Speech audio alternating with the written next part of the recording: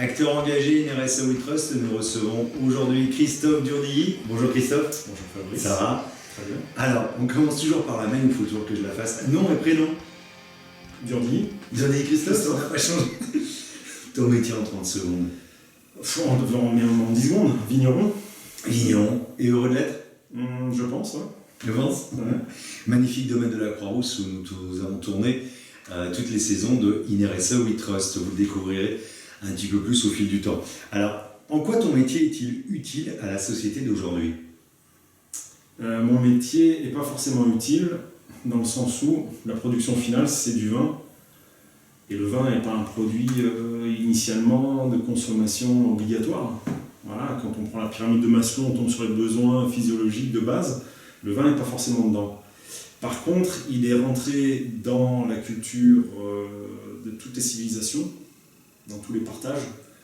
Et quand les vignes sont bien travaillées, sont limite connectées, derrière ça, il s'en produit un breuvage qui est facilitant aux rencontres, aux transmissions d'informations et autres, et aux détections. Donc je pense qu'en ce sens-là, ouais, c'est dans ce sens-là que je prends. Dans le sens du partage de la relation humaine, il est utile. Mon travail, au final, touche les individus qui ont la sensibilité du goût. D'accord. Alors cette question est un peu plus délicate, souvent que je pose aux autres, mais à ton avis, à quelle problématique réponds-tu à travers ton métier ou toi, dans ta manière de faire ton métier?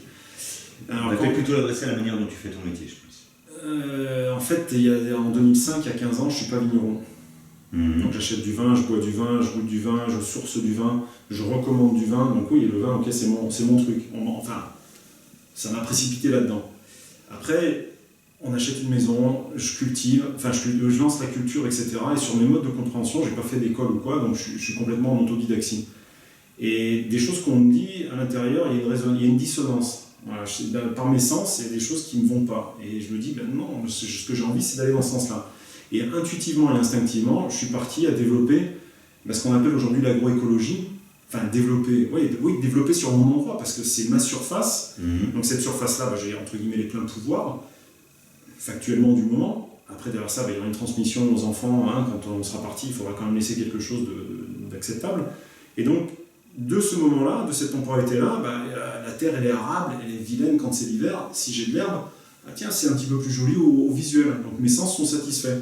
Après, tiens, je peux faire passer les moutons. Et puis tiens, et en fait, il y a eu une réaction en chaîne en 15 ans, mais ça n'a pas été des flashs. Oui. Ça a été instinctif, ça a été par réaction, par observation. Et donc aujourd'hui, j'ai une surface qui limite se destine à être pédagogique.